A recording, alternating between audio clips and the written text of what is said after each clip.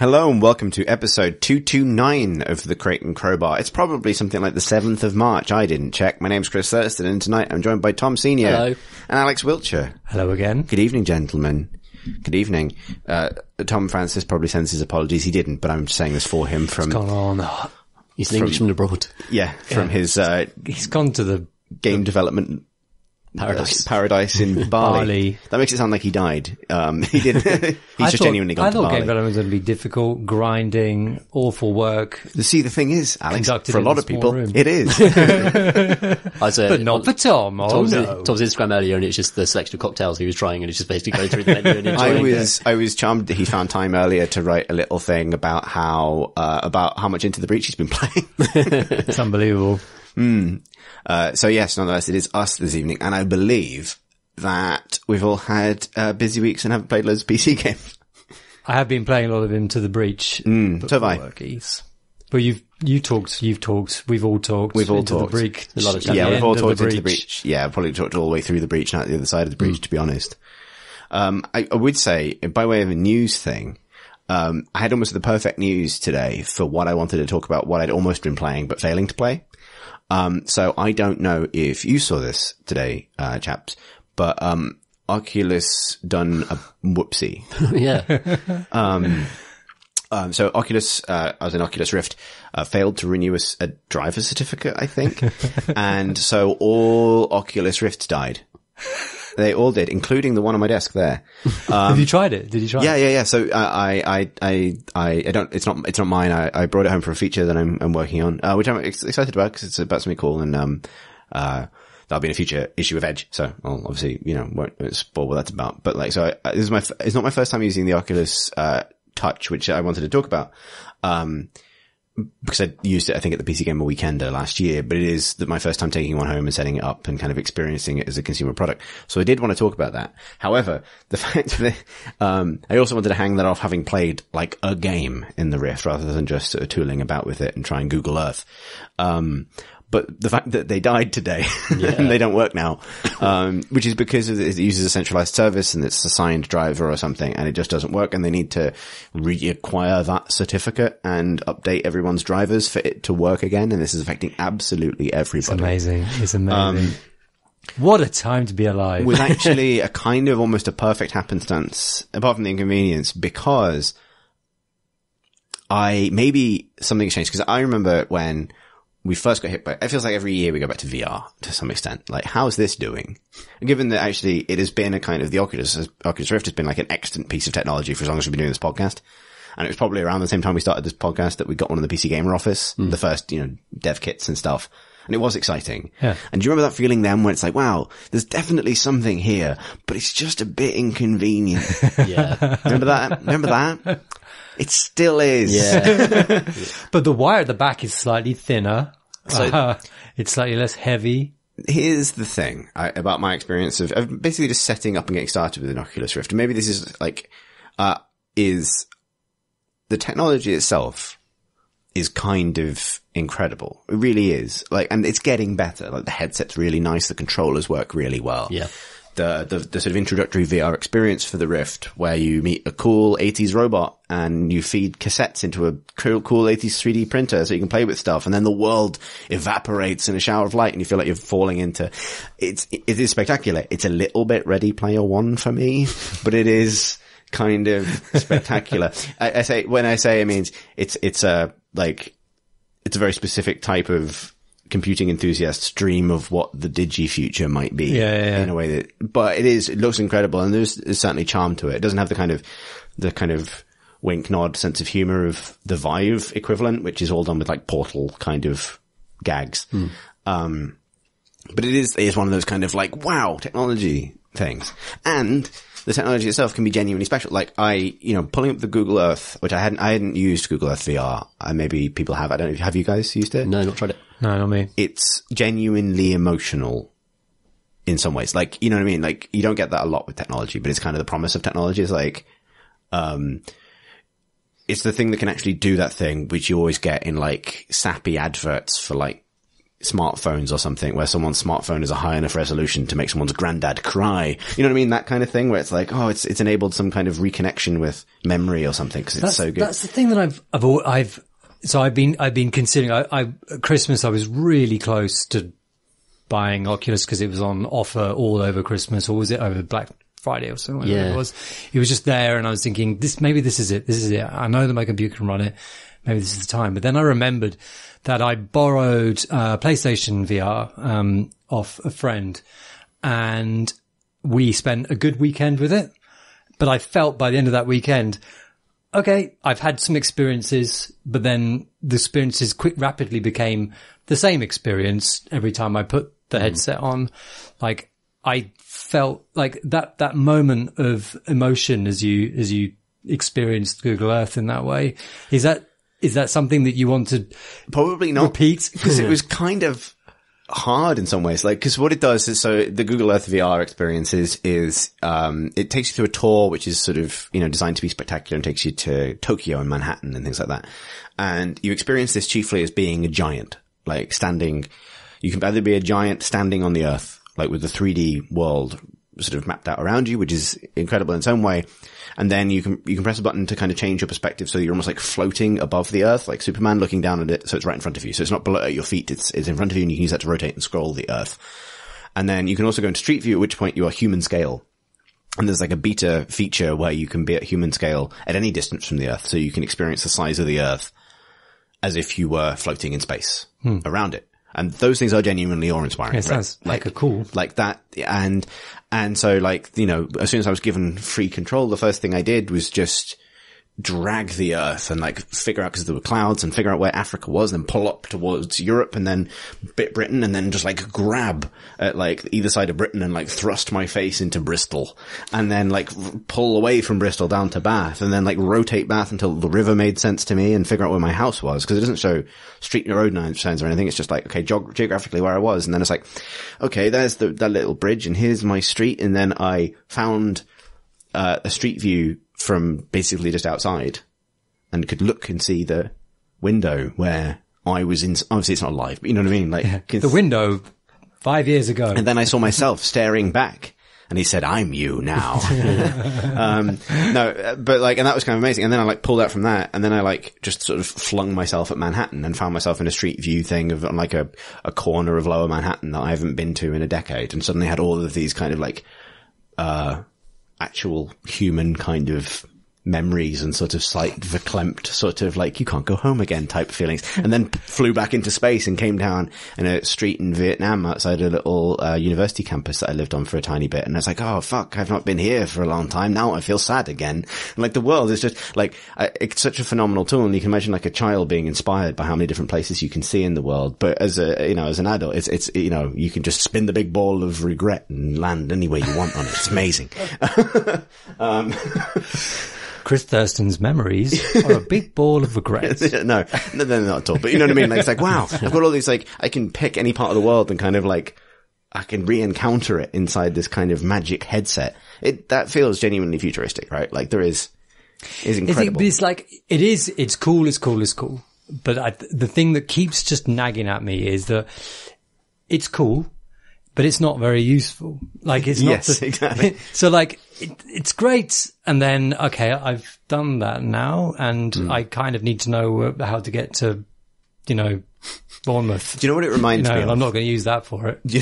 It really reminds me of, and I think this is the thing that kept coming back into my head as I was using it, but I think partly because of the slight ungainliness of repositioning yourself in the world. Do you remember, I think it's either Brass Eye or Day to Day. It'll be Day to Day. Skit with the weather, and the guy with the huge weather collar on, who like rotates the weather collar around his own face. And he says something like, "And now we will turn to the Midlands, where I was first bereaved." That was fundamentally my experience with Google Earth VR. You also got the ungainly. Yeah, exactly. Like, I've got a giant stupid thing on my head, and I'm wrenching myself through, apparently, I didn't go, well, maybe this says more about me than it does says about Google Earth VR, but, But yeah, so yes, you're right. No ongoing utility, but a powerful sense of, wow, someone did that. Yeah, exactly. And, obviously, of course it's a stepping stone, but it feels like one of the most stepping stone things in games right now. Yes. I was at the PC Gamer weekend, a couple of weeks ago, and I did like a half an hour thing on stage. It was like a Q&A about getting into games media, but it quickly devolved into questions about the industry that I was poorly qualified to answer. And someone asked, is VR the future of gaming? I just went, no. Dean Lerner from Garth Marenghi. You guys have totally nailed it, I think. It feels like a trip to the IMAX for me. Yeah, exactly. So do you want to live in a theme park? No. No, I'll pay £20 to do this for 2 hours. Yeah. And I'll probably do this once a year. But I'm not going to buy a £700 piece of equipment when there's literally, for those bursts of experience, like you say, as you say, there's no ongoing kind of thing that you're going to log into most days and check out, Yeah, exactly. And so I kind of want to say that I think you're right. And I would say that for the benefit of any of the developers that are working on VR games, or indeed any developers that I'm imminently going to be interviewing about VR, I don't think the technology itself is a write-off. Like, I think the experiences can be extremely valid, and there's so many interesting things that can be done with it. However, this consumer use thing, because I was super impressed with the touch when I played Killing Floor VR on the weekend. That was super fun. I really, really liked that. But I want to talk a bit more about I'm talking specifically about the experience of owning one of these things and having it in your home. Because, so obviously what happened today is like an oversight. No one wants every Rift in the world to switch off and be bricked. But it sort of felt, appropriate because it is that problem where the game has sort of a central, service that it pings back to that needs to be able to access, and that is now failing because of driver error, is the distillation of every single problem I have with consumer of VR, and particularly the Rift, also the Oculus, I guess, because, so all of the VR headsets I've tried on the PC have the common problem that they are a piece of PC sundering nightmare technology that infests every single part of your machine and confuses every single part of your PC. Right? You're like, maybe this is, I'm sort of used to some of this because I have audio equipment plugged into my PC a lot of the time that make my audio drivers freak out. But like, as soon as I had the Oculus involved, I still had Steam VR for running the Vive installed, and those two things started like fighting each other and trying to load. Audio things kept wigging out. As soon as I wanted to stop using the Vive, sound would only come out of the Vive's built-in headphones until I basically forcibly disabled it. Everyone who is used to kind of like, building their own PCs or using technology at that level, or kind of like hobbyist kind of PC tech use, is used to driver hell, where things just stop talking to each other and they start conflicting with each other, and different pieces of hardware don't like each other. It's frustrating, but that's something you often opt into when you're into like using, wacky game input devices or something like that, or you want to get your perfect flight simulator setup, right? It's almost tolerable in the context of enthusiast computer person who's willing to fix every tiny mistake in the pursuit of a good experience. But the other side of the Oculus is that it's a Facebook product. And as a Facebook product, it is hooked into, so if that is the enthusiast side of computing where you take lots of responsibility for your device and the device will probably break, then the opposite of that is like the post iPhone era of computing, where everything works beautifully and is all seamlessly interconnected, and you pay for this, with your identity. And until it doesn't work, and you can't do anything about it. Or you send it to a person in a white room who fixes it and sends it back. So how does Facebook manifest itself in the whole Oculus thing these days? Sort of insidiously. I wouldn't expect it any other way. So I was maybe a little bit sensitive to this because I had a bit of a kind of reckoning with social media and got rid of I left Facebook. I don't have a Facebook account. Actually, this has been a fascinating experience. I made a burner Facebook account. And this was a really interesting experience, because a lot of like the wargaming societies that I am a member of use Facebook almost exclusively for events. It's a useful event planning program. You just shouldn't have to pay for that by agreeing to have a robot slowly try to figure out what your points of marketable vulnerability are over the course of a decade. You know what I mean? Like it's not I just want to play some war games. Yeah. Yes. Like this is a useful calendar app, but it is also trying to figure out when I was first bereaved. Like, you know, like, you know what I mean? Like, I do. So I quit Facebook and I made an account that has no photos, is attached to an email address I don't use for anything except basically press releases. Has no photos, has no friends, has some group memberships. And it's been fascinating watching it go from knowing nothing about me, to initially going like, well, this person probably lives in Bath because he's joined lots of Bath and Bristol related kind of groups. And he might know some of these people. And it started to get like specific people right, but there was a decent margin of error. It was like, there'd be like 60 in it's because it's constantly saying, be friends with this person, be friends with this person. Huh. And it would get to like, it was constantly showing me like Bath Spa University students being like, do you know this guy? Because I have no friends on that account, right? It knows nobody. Like it constantly throwing people, and occasionally it would show me someone I did know, but there's like a reasonable reason why it would get them. Right? Like it was like, oh, it's somebody from the Bristol XIII Miniatures Game Society. Right? Okay, fine. Come on, that was, you gave them that. Yeah, I gave them talked to them and arranged to meet up. At some point since, something about maybe my IP address, my usage pattern. Well, it'll be, if you're logged into that and you go and visit some website, they'll have a tracker on it. It has now figured out who I am. And it is only suggesting people I used to be friends with. And that is now happening to a degree of accuracy that is genuinely unsettling. Yeah. So initially it was like, oh, now it's all of the people in like the Wargaming Society that I used to know. But then it just threw up Pip's sister. And it's like, there's no link. There's no link. There's no link. There's no professional, like, other than the fact that there's something, you know what I mean? Like, and that's a separate issue. That's just like Facebook's fucking creepy, basically. Yeah, it's really creepy. So I've been sensitive about that stuff anyway. So I was very keen that like when I signed up for an Oculus account, I didn't link it to a Facebook account. I linked it again to a kind of one-off email. But like when you sign the terms and conditions, you kind of sign away. You have to agree to let it send data back to Oculus about your usage.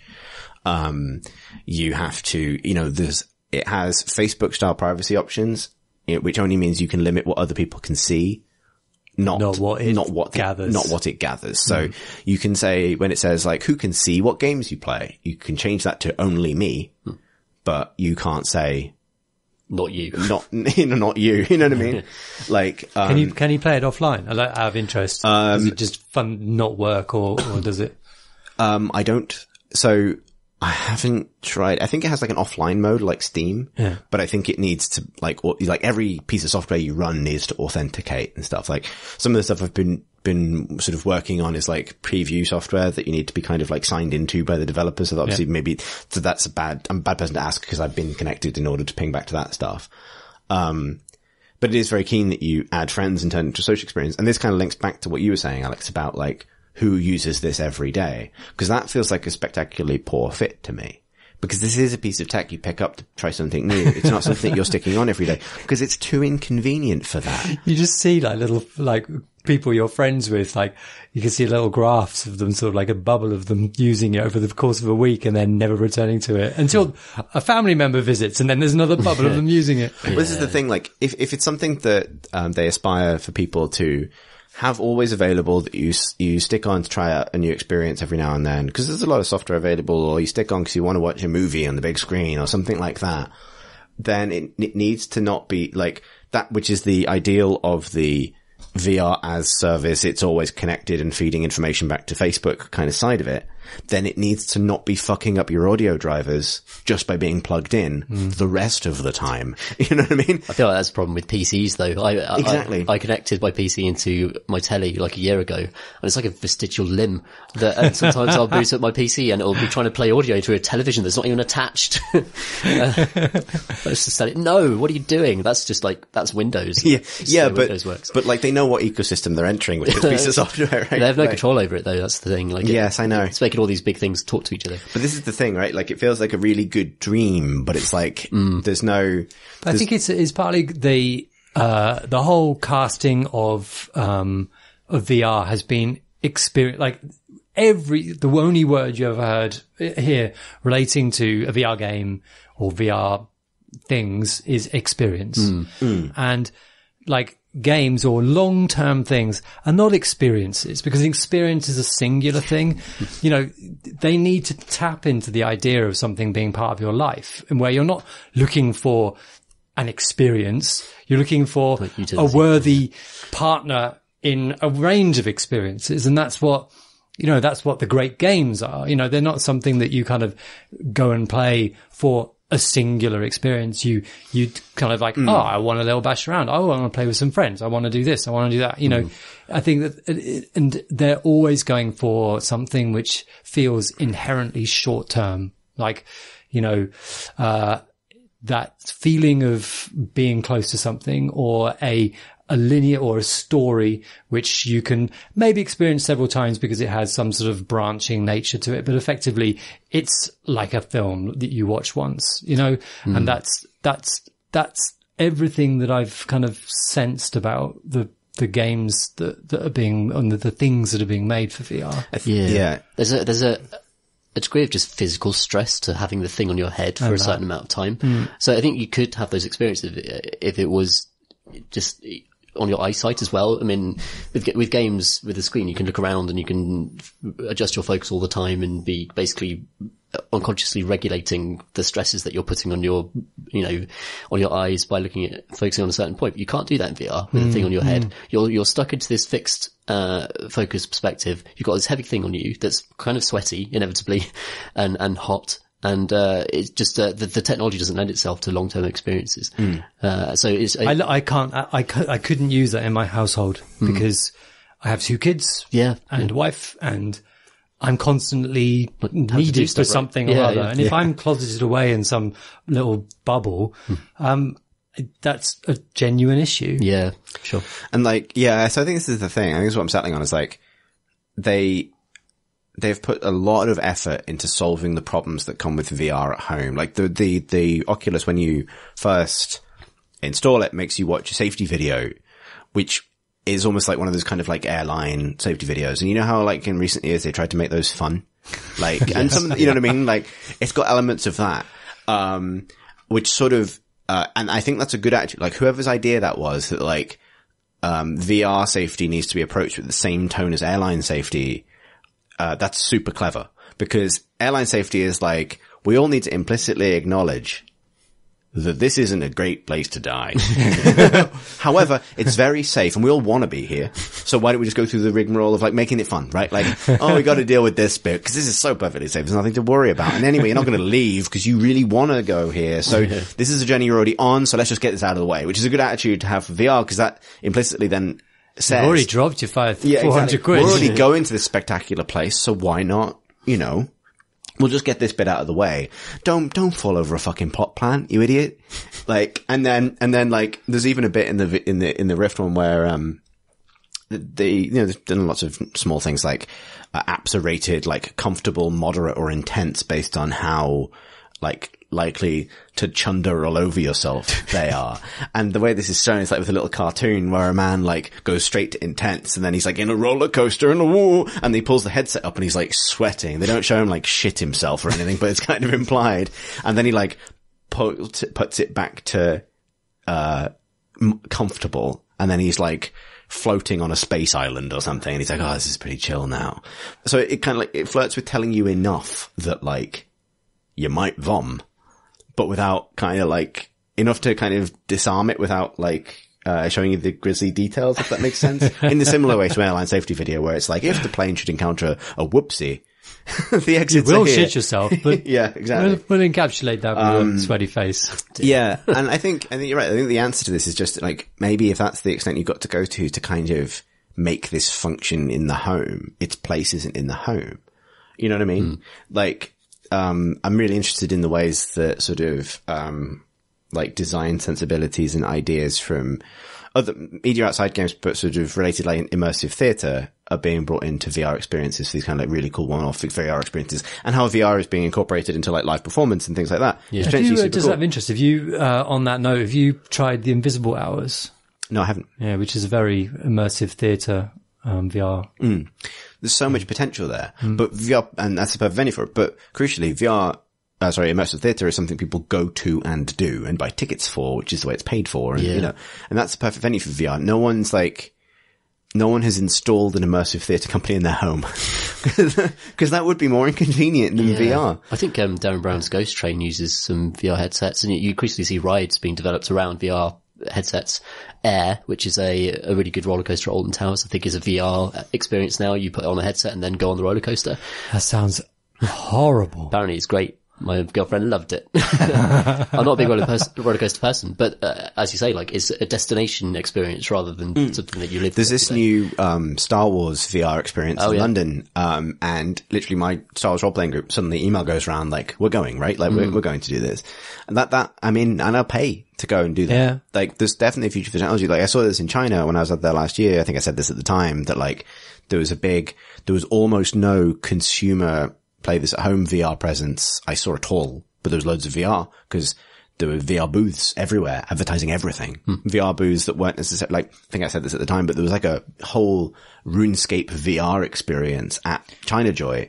It's not something you can play or buy or anything else. It was just RuneScape there to get people into the RuneScape booth alongside the 12 brides that were standing there motionless as well. I find,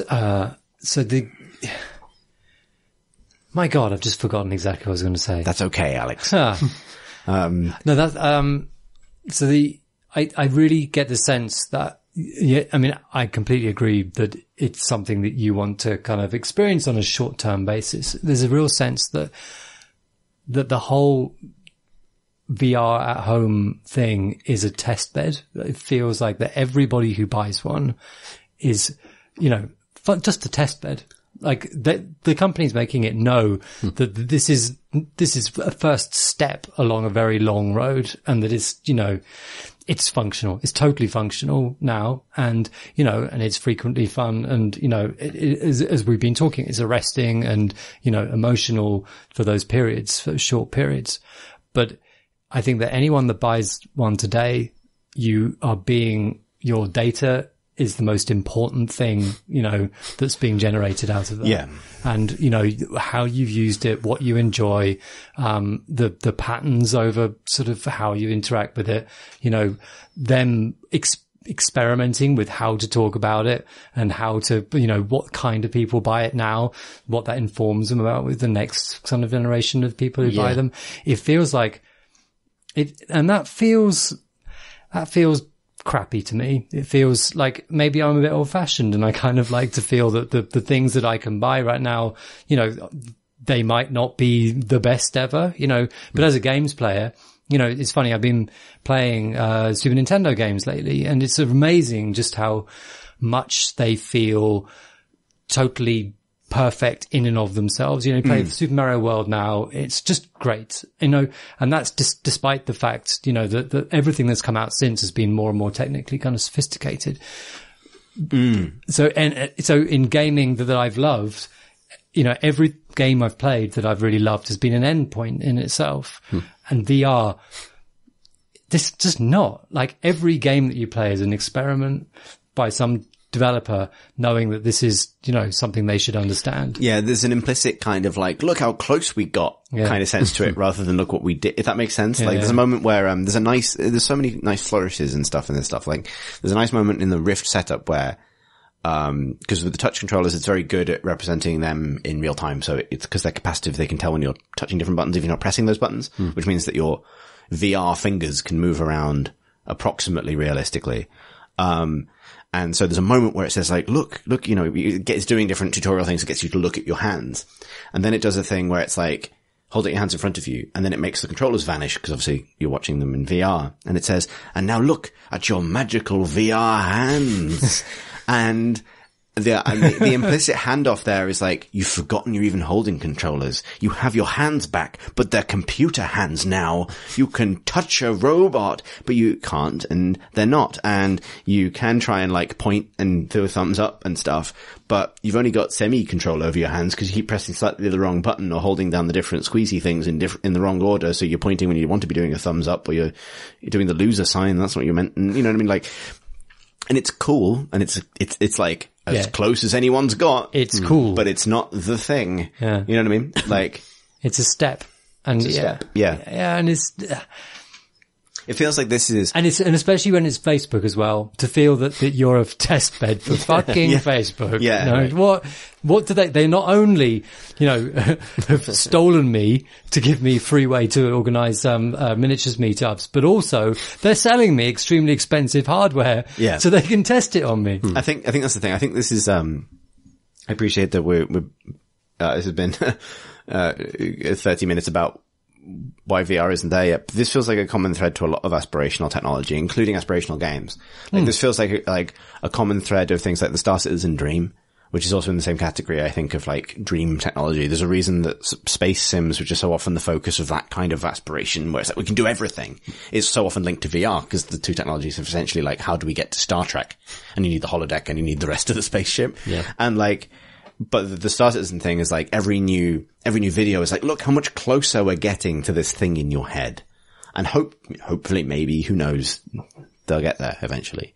But VR feels like that as well, where it's like every big development, even though it's super exciting, even presented in its best context, you're right, it's just a step closer, not here is... I think also with the kind of the games thing is, like Star Citizen, I have a feeling of where that is going, in its best state. Yeah.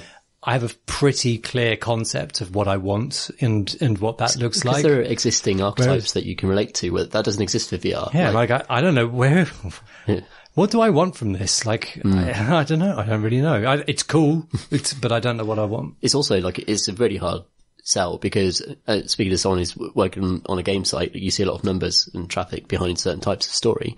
And we've tried to quite aggressively cover VR at one stage, and it's just impossible to communicate to the audience why a thing is cool in text, really. Like, you could say, oh, this is a magical experience, but you don't really know until you've done it. Like, it's just, it's very hard to bridge that gap. And people don't care. Like, people don't care about it.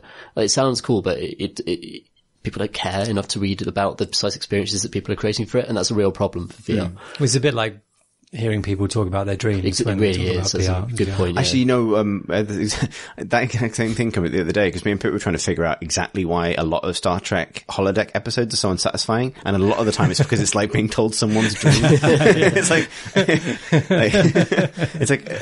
anything could have happened in the holodeck situation, so I don't care about any of it. Last year, I met a bunch of the guys behind CCP's VR stuff, including like Valkyrie and Spark and those games, right before all of those studios were closed. And that, I think I can say this, like that actually resulted in some articles I was working on just dying on the vine, because no one I was talking to for interviews knew that was going to happen.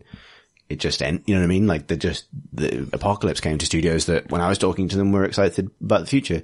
But one of the reasons they were excited, was because those games were finding a kind of, particularly something like Eve, Valkyrie was finding a kind of dual life as a traditional game, a kind of arcade dogfighting game that also had this sort of extremely well implemented but optional VR mode. And it could, I remember having this conversation about the kind of exciting potential of that for almost like not being the main life of the game, but this kind of spectacular, side show. Yeah. Like, what if the game, was a huge success and you have a live world esports finals at FanFest or something, but those finals are held in VR and you're getting the kind of players in the game. That's, stuff like that where you can kind of use it to augment the experience. That stuff is super cool. But clearly, I don't know what happened there, but clearly there was a decision that that's not the future we're going to get to. So CCP just withdrew. The thing that I enjoyed most on PlayStation VR was playing Jeff Minter's, latest game on it, which I can't remember what they're called. You race very, very, very quickly through a lot of primary colours, black space fields. Is it in a tube or something? And it's in a tube. There are tubey bits and there are flat bits and shooting things. But in VR, running at 120 frames a second, it was extraordinary. It was fantastic. But obviously, this was something that I could also play, very happily, and do play very happily, in normal vision. Yeah. I still love the idea of VR's potential to put you in places. So, for example, like the Dota International. If there was a kind of like 360 cam hooked up to some binaural audio sensors, microphones as they're called, and you can sort of plug into that and look around and get like a kind of stereo sound as though you were sitting in the auditorium watching games. Like just simply going into VR to watch a film on a fake cinema screen, the sense of space it generates around you, the sense of size of the screen is really effective. Like it's really amazing, like the tricks it can play on you in terms of scale and making you feel as though you're in a bigger place, more exciting place than you are. And I wonder if like there's a future for passive experiences in VR where basically you sit there and experience a wider sense of environmental, entertainment. Yeah. I mean, if a VR headset was something you bought that meant that you would always get, an amazing view of, I don't know, the Olympics every time it was on. Yeah. Because you were just always there. Yeah. Front row, side on to the pitch, World Cup final. They've set up like some apparatus that lets you just beam into that and watch it. That said, I've just talked myself out of this because the good thing about like a live sporting event is the fact that you trade off your ability to fucking see anything for the ability to get drunk. What about going to the loo bit? That's true. That's true. Could be better. I think it could. You can just get drunk by yourself. Yeah. You can pretend, right? Because, I mean, the problem of like watching sport with a perfect kind of perspective and a lot of kind of clarity about what's going on was solved by television to some extent, right? Like I can watch this man run as he runs all the way around rather than just when he goes past me. But watching football with a stereoscopically is that is good. Not that I don't know much about football. I think what the world needs, there's some elements of a spatial element to it. I don't know. I think we need either VR live streaming drones or the VR equivalent of a live streaming GoPro headset, so that you can put VR cameras on the heads of interesting people in interesting circumstances, and you're buying and paying for your VR headset is your window into. You rent the goddamn things. It just comes every month and you just go, 2 days of good fun with the thing that you don't have to care about when it's gone. Yeah, that's a good idea as well. Yeah. Or maybe just install them in libraries. Bring back the libraries. Yeah, exactly. Just save libraries. Loads of gurning sort of strange people craning their heads around in the background. Old people doing it. We should talk about some video games rather than slamming on VR. Slamming VR. But we need to get around to it like once a year, you know what I mean? Just like, how's it doing? Same old. No. Still, pretty interesting. No. I'm always... Make the noise. Just make the noise. Oh yeah, we haven't done this in ages, have we, Alex? No, that was too negative. No, it's too, that's too kind of emotionally engaged. Yeah, it's more like, this is pod gold. I've missed doing it. Have you been playing any games So, all I've really been playing is Into the Breach, which I got cross with and stopped playing. And he's yet to get good. Yeah, I know that I hate that you basically told me to get good. I think I've got some meaningfully... I did in text say... Basically. Well, it took you a paragraph. What I found was I just learned the game and I didn't have the problems you're having. Oh no, that is cool though. I think everyone has their game where they're just like, actually, if you play it this way, then you're fine. Yeah. I was typing and I was thinking, this isn't. And I was doing me and Rich McCormick, who are people you should always believe when we're a little bit salty about losing at something. We're doing grand rhetorical flips trying to explain why something might be bad though. I don't really want to get into that at the pod because obviously we had a lot of Into the Breach chat and I have cooled on it a little bit. Other than that, I've only been playing Defense of the Ancients 2. Everyone's sad, but it's the best game. So I don't want to get into that too much. What have you guys been playing? Well, Final Fantasy 15 came out this week on PC. How is fried eggs on the PC platform? Fucking beautiful, Alex. They're fucking beautiful. The best fried eggs in games without contest. The food in this game is insane. Like how much money did they spend rendering an omelette in Final Fantasy 15? It is pioneering stuff, without a doubt. The glistening. I mean, because in Monster Hunter, the food is good. I feel like every time you both are on the podcast, it's just fun food. Yeah. It's 'cause, I don't know. I was watching earlier at work, because this is my job, ridiculously. I was watching a compilation of Final Fantasy 15 food, and it's just simply every single dish in Final Fantasy 15 put down on a table, just that bit of animation. And I watched the whole thing, just completely fascinating and increasingly hungry. And it is amazing. That's a perfect pre-lunch YouTube treat. Can you send me that link for the show I notes? certainly can. And when it goes down, like some of them are just beautiful rice balls in leaves, and when the plate hits the counter, the rice ball bobbles slightly. Oh, really? But So as it there's would, animation. as a gelatinous piece of carbohydrate mass, basically, just like, and everything glistens realistically. Oh my god, it's the best food. It's the best food I've ever seen in a game. Would that be a case of VR, or would VR in that context be like some kind of like tantalizing hell punishment? Oh, too powerful. Too powerful in VR. You would sure. actually starve. Yeah. Like, your body would just say, I want the food so You'd much. just be I'm going reaching to out die." and just clawing at your own face, trying to get it into your mouth, but it's not working. But you just have to keep doing. That's the one slide they miss out on that Oculus kind of safety warning. All the people who The died. tantalizing omelette is beyond you and will remain beyond you, like those lights at the end of The Great Gatsby. You can't have it. Leave it alone. Take the headset off. The tantalizing omelette. Receding ever before us. Final Fantasy 15 has amazing food. It's also a fucking massive 70-hour RPG in one of the biggest JRPG series ever made. Well, the biggest, surely. I mean, it's just insanely huge.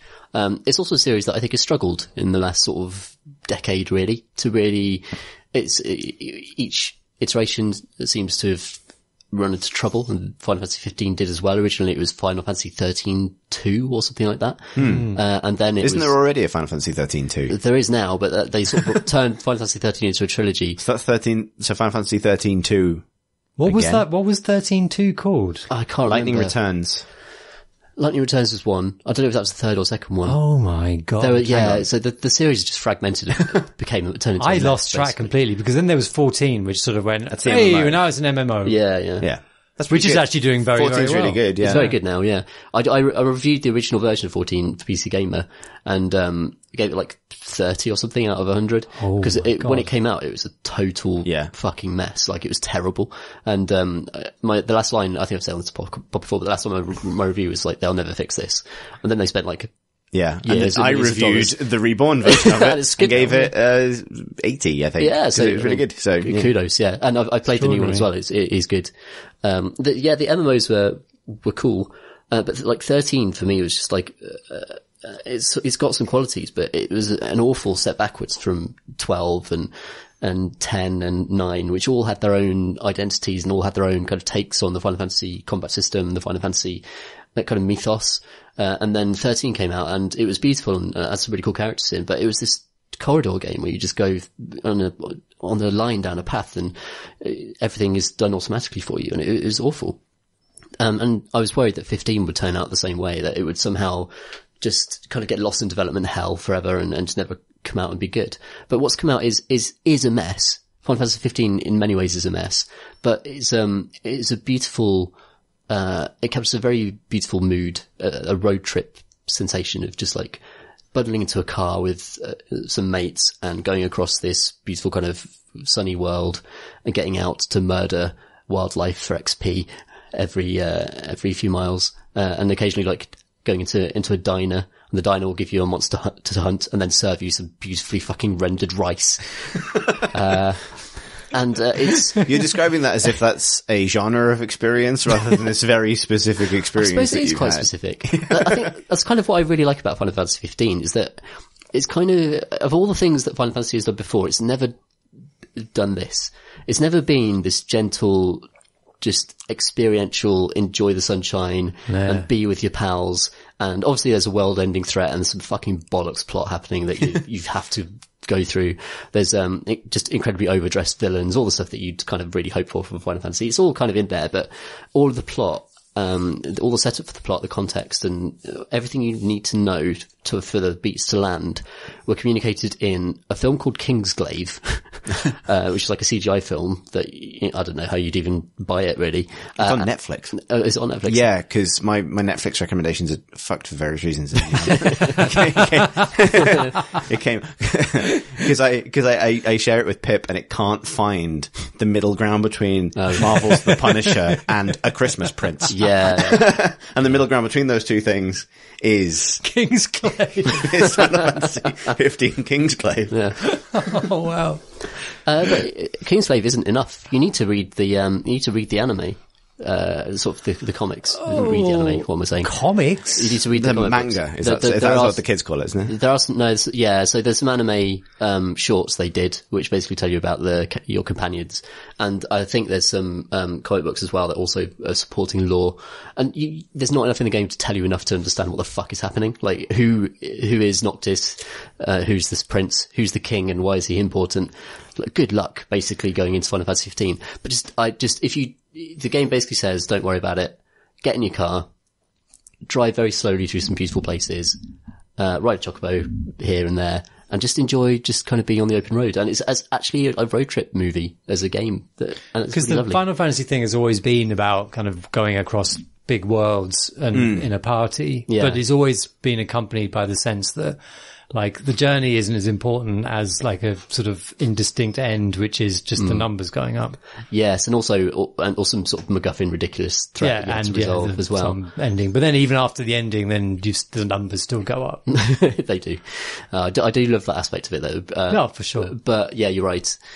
I think this sounds like it's actually sort of it's the moment to moment of that. Yeah. So I think it's for technological reasons. Final Fantasy has always had to heavily abstract the journey aspect of it. So, for example, like 7 and 8 and 9 is the overmap, and a lot of the journeying you're doing is just like walking over through this overmap, and that was really cool. And they're full of secrets and things to discover, and there's a genuine sense of exploration to that. But there's no sense of camaraderie to that because it just can't render that type. That and you're only seeing detail. Your main character being sort of rendered as a little sort of exactly as a kind of little avatar that represents your entire group. Yeah. And what Final Fantasy 15 does really well is that it doesn't compartmentalize those camaraderie bits. It doesn't compartmentalize now, like BioWare does. Now you're in a companion quest, so you're going to talk to this companion a lot. Or now you're in the social hub at home, so now you're going to do companion bits. Final Fantasy 15 sort of seeds this throughout the experience. That your companions are always chatting to you, they're always chatting to each other, they're always bantering. You can like mash up a field full of crabs, and Ignis, one of your pals, who's the cooking specialist, will go, "Oh, I've got a new idea for a recipe. It's crabs. It's crabs. It's mashed crabs, everybody."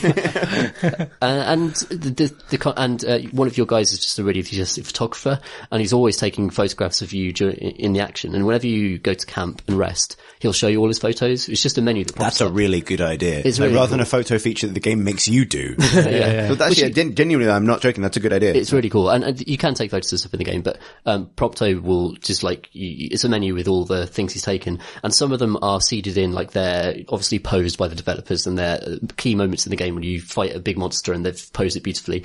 But most of them are actually just algorithmically taken in the middle of combat, in the middle of just various kind of bits where you're talking to people. So you do get these like genuine moments of just at ease characters being snapped, and you can click to save them into a final album, and there's actually a payoff for that at the end of the game. Like you could choose certain significant photographs to take through. That is a really lovely idea, actually. Yeah.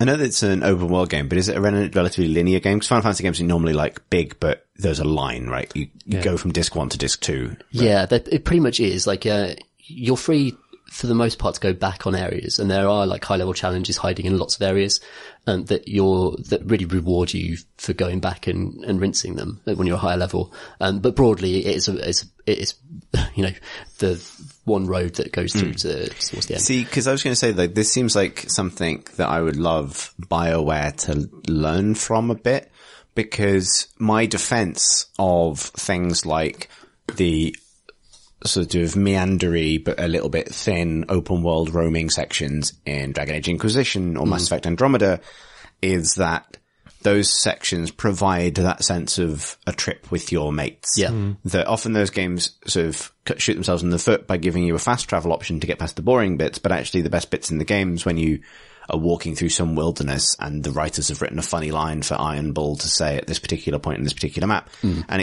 encountering that is really, really nice, and the way your character companions relate to each other. But it fights the fact that those games are non-linear kind of branching, kind of sort of spider diagram things that kind of cohere around particular story bits that are always the best bits in the game, and then expand out again into this kind of like meandery, not particularly deep, not particularly kind of invested with detail kind of overworld. And I'd love BioWare, I know they're working on Anthem at the moment, but I'd love them to make a more linear game, actually, like a game more in the Final Fantasy mode, a journey from A to B, maybe with some plot branching, but like not a lot. Yeah. Where they could do like the ideal version of what they want you to get out of driving a tank around in Mass Effect, but you don't, because you just drive in a straight line directly for the next map marker objective, and then a straight line directly for the next one, and you don't get that sense of journey because you're just hoovering up to-do list items. I don't know how much does Final Fantasy 15 invade that, and how much does it? Well, I wish that BioWare's writers were on Final Fantasy 15. Right, yeah, because that's what I was going to say, right? Yeah. So you miss that wit, and there's genuine wit to BioWare writing that I think is special, and you don't see very often in group RPG scenarios. Yeah. And the relationship between your group in Final Fantasy 15 isn't sophisticated. They're not like, I mean, there are dimensions to those characters, but they're not like terribly interesting. But there's a very simple pleasure in hanging out with them that it captures extremely well, and a kind of a sense of, sort of one of the main conflicts of the game is that you're a prince and they're basically kind of been ordered to be your bodyguards as you go on this journey somewhere. So they're kind of, but they're not your employees. And the transition is that going from a kind of prince guard relationship to a genuine friendship relationship, which is a cool idea. Yeah. Nothing too complicated, but it does it very, very well, just by osmosis almost, like just constantly having them chatting, constantly having Noctis kind of fall back and rely on them and having them help him out. This even goes through to the combat system where, so if you get a blindside attack, which is basically when you maneuver behind an enemy to press attack, you don't get like, Noctis doesn't do like a mega smash attack. He combos with one of your other pals to do a kind of combo co-op attack. And just, it's been so carefully thought about, I think, that aspect of it, is that you're not the big all-powerful sorcerer god thing. You only succeed in any given scenario because you have your pals around you helping you out and doing stuff. And even like there aren't limit breaks. So limit breaks is a big thing in Final Fantasy where each character powers up over a certain time, they get their ultimate attack. The ultimate attacks in Final Fantasy are all co-op attacks. It's the thing you access on a menu, but it's all your pals teaming up together to do a big thing. And for the game to carry through, just like be so committed to creating that sense of camaraderie in its combat system, in how your characters pick each other up and interact in the overworld, and even just all this banter that they have in the car as you're driving around. And these are cruising sections where there isn't much interactivity at all. And you can just switch between radio stations, and you can collect soundtracks from all the Final Fantasies past. So you can play the Final Fantasy VII soundtrack as your friends are bantering about saving the world and teasing each other. And that is quite special, actually. It's really nicely done. And I haven't seen many games really successfully nail that. And the production values are astonishing as well. That's one thing they do. Thinking about that, sort of the banter side of it is, I really enjoyed Persona 4 and 5 for the sense of, so obviously neither of them are PC games, but JRPGs, which are based around like a fairly mundane setting. Like Persona 4 is set in a very small town in Japan in the modern day. And Persona 5 is set in Tokyo, but it's like they revel in the everyday. That's what they're about. And your friends are totally normal people. And all of one's delight, all of my delight playing them is being based on the fact that you're getting to know real characters. And again, the writing isn't that good from dialogue to dialogue. And, and they're not massively deep characters, but just the sheer amount, partly it's like it's an amount thing with Persona. They just say so much, but then also, you just get to know them. And like, because it's in a context, like going on a road trip, eating nice food together, or bombing around a little town, kind of trying to find, sort of murderers. That is friend stuff. This kind of friend stuff. It's like normal shit. Secret normal shit. No, it's a good comparison actually. Like again, Persona chunks up its experiences into here's the chatty bit and here's the dungeony bit. And Final Fantasy 15 does like disperse that a little bit. But Final Fantasy 15, again, you're a prince and your dad's really important and what you're doing is important. But actually, moment to moment, you're just like finding a place to park and you're looking for the nearest diner so you can order delicious beans and get the latest Monster Hunt. Like, it's quite mundane, like from moment to moment until the very end. Like, it is quite mundane and very charming for it, I think. And it looks beautiful on PC as well. I think that they've put a lot of effort into the port if you've got the graphics card to kind of like get it up to average. So yeah, I've been really enjoying replaying it actually. I think again, like, it's hard, it would be such a hard game to review because like the combat system's not a huge amount to it either. It looks spectacular. It's really pretty. Does a lot of this character stuff, but it's not really it could be theory crafting builds or anything for your party. You're not really going to be caring very much about how you're developing your characters. It's not that type of RPG, but it's just like as a road trip experience. It's lovely. Nice. I actually kind of want to play it now. I was promised I wouldn't start any more open world games until I finished some. There is a blocker though, isn't it? Isn't it 130 gigabytes or something? Or is that some mega That's install? A lot of eggs. It's enormous. It is enormous. The main install, I think, is about 75, but there's an optional high texture pack for PC that's like 40. But you want that, right? For them good eggs. No, I mean, you don't, because graphics card probably isn't going to run it. In my experience, you could run it on average. I spent a lot of money on a PC, Tom. You sit here and tell me that I can't have the best eggs. Those eggs could be delicious, even crazy. I can't let myself see better eggs than that in a game. Your eyes would melt. I'll never eat normal food again.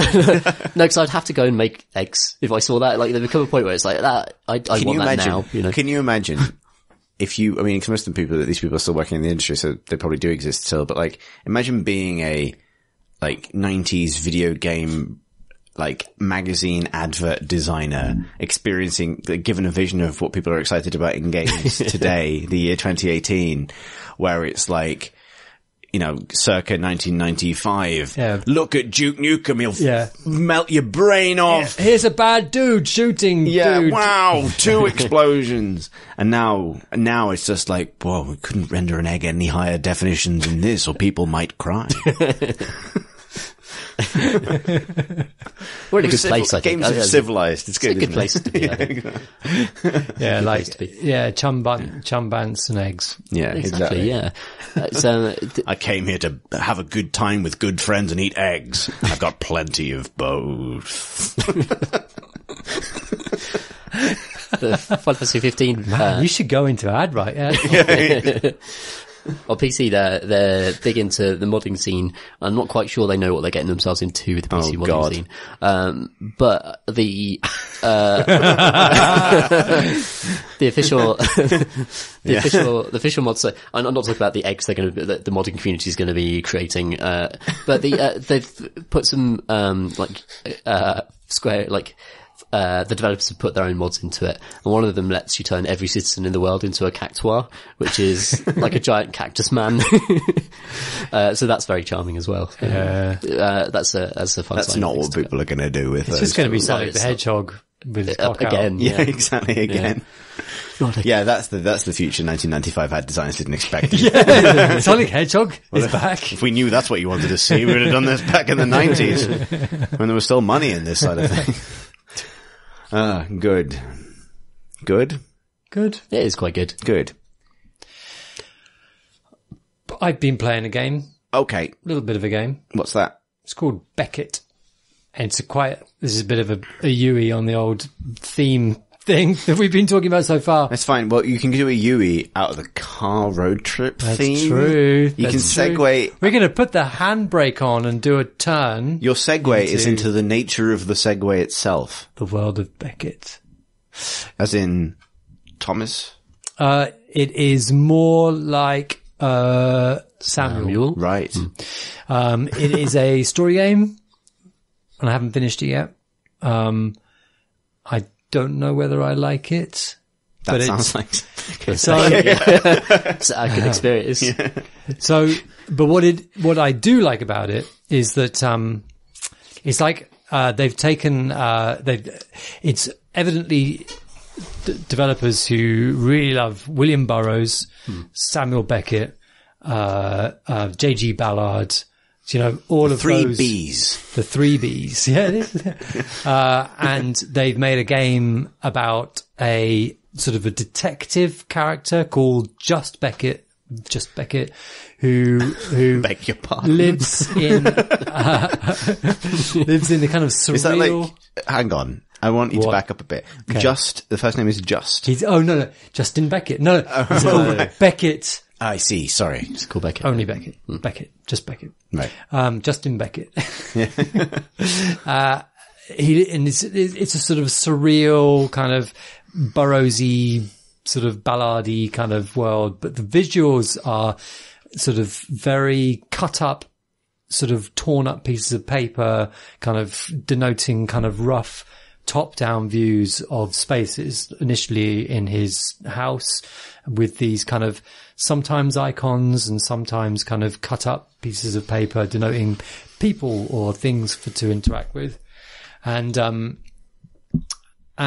it's all with this kind of stream of consciousness writing, again, like those kind of literary kind of references, which sort of explain his kind of horror with the world, and it's kind of set in some kind of London, sort of, but the imagery is nicely done. There's sometimes it kind of overlays kind of repeating kind of sort of, film behind with kind of, writing over the top.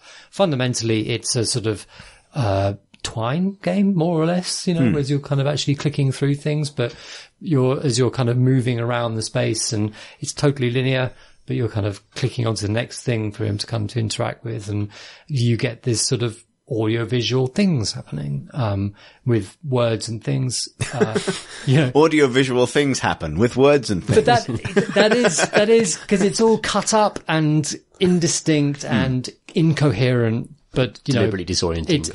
Disorientating, but it's designed to kind of represent fragmenting minds and a fucked up world. But it's maybe a bit too in love with its kind of inspirations. Like speaking as a woke 2018, member of 2008 2K18, it feels like. Thanks for grounding that. Yeah, it feels like here's the grand old men of the late 20th century. Yeah, he knows what you mean. And it's sort of like, and it might surprise me later on, but the visuals and the feel and the atmosphere have been cool so far. It's been, I haven't seen interactive kind of stories using these kinds of visuals and sounds, or as well as this for.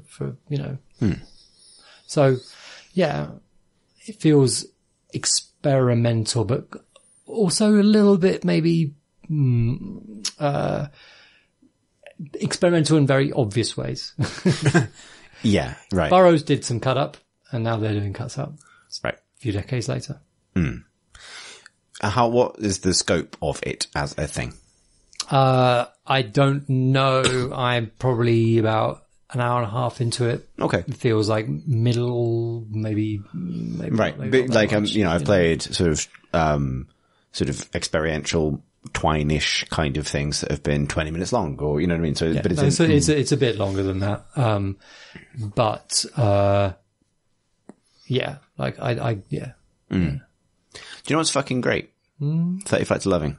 I say that to bounce off it just because I replayed it recently to write a thing about it, but you just reminded me of that kind of from that sort of, distilling a kind of particular atmosphere and a particular kind of way of telling a story, and relying on that happening predominantly in the mind in the imagination of the person encountering it. See, that's the really interesting. So like instantly, like I thought about all the things I love about 30 Flights of Loving and Quadrilateral Cowboys kind of sort of storytelling as well. And the way that it has such a control over pacing, despite giving you time to kind of explore,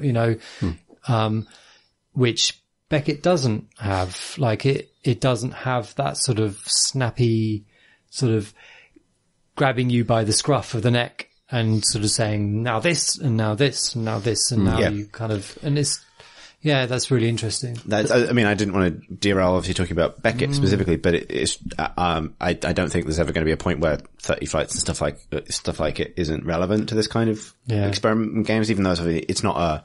Obviously this is that's a first person game, and this is a sort of a 20 top but you know what I mean? In terms of just like the confidence with which you tell a story, and also the amount you trust the player to put this together themselves, which sounds like anything inspired by with the big B's behind it is going to do. 30 Flights is like still the paragon of that for me. Yeah. 30 Flights and like those games are so like altered. Like they really are the products of of Brendan Chung and his imagination.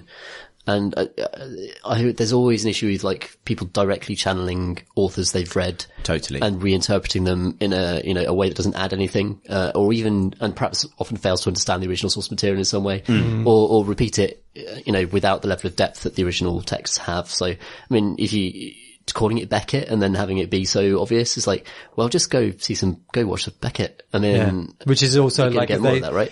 They were expressing their times, and like I don't think that style and it's interesting. I think particularly... it's totally worthwhile and fascinating stuff. But if as a creator you're just going to kind of channel voices from the past without iterating or reflecting on it, what's the point?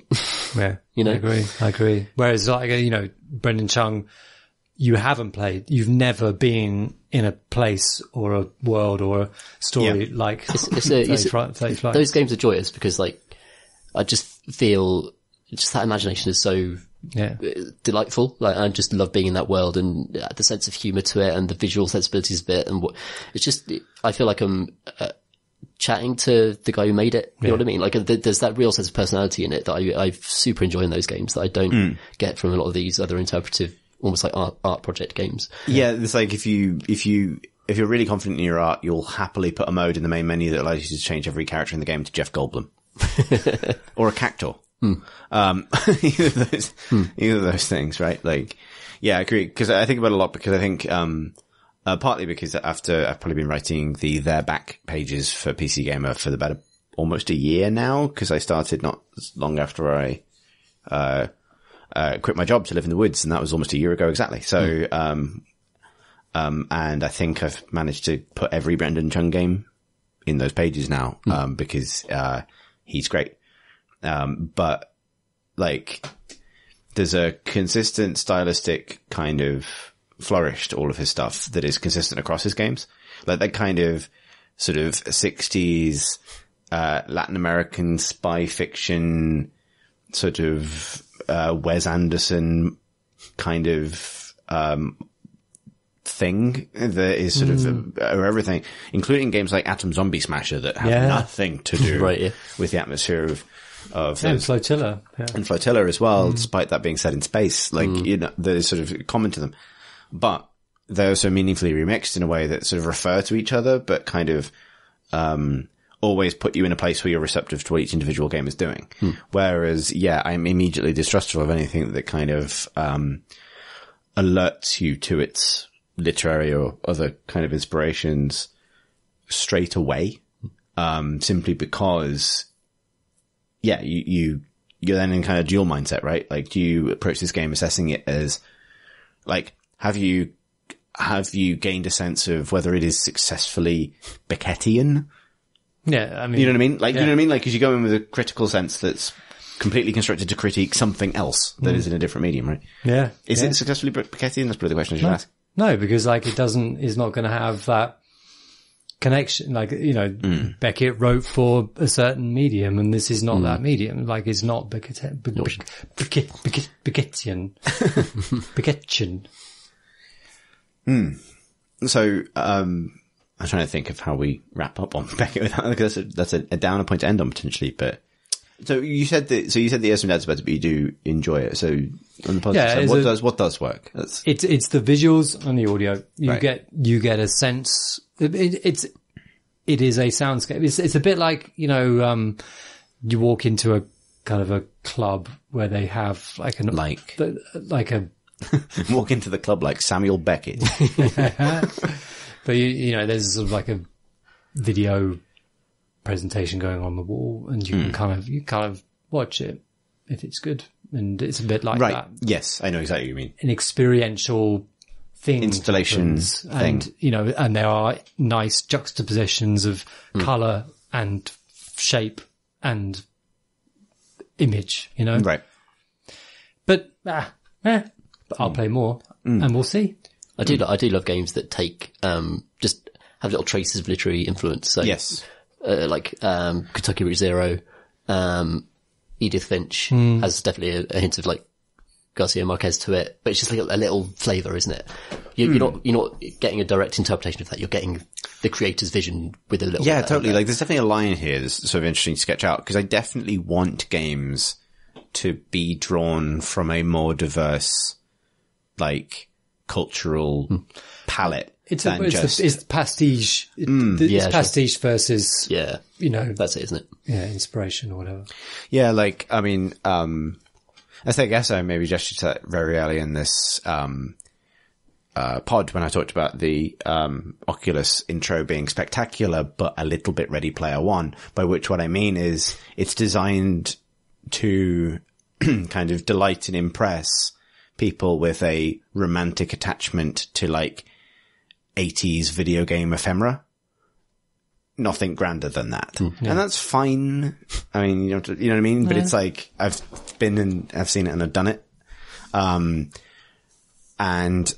yeah, I think the more games try and reach broader than that, the better they can be, right? You know what I mean? Like, you want... But then it kind of does games down and this is, I'm not sure that Beckett is doing this kind of, you know, badly or anything like that yet. But if games, you know, in that effort to kind of reach out beyond themselves, doing the pastiche thing, is like that. That's probably worse. Yeah, and if you could look at stuff like Fez, which is a game that's kind of feels born of the medium, doesn't it? It feels like everything it does experimentally is a comment on games.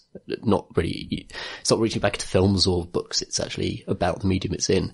But you can have both, right? It's good to have both.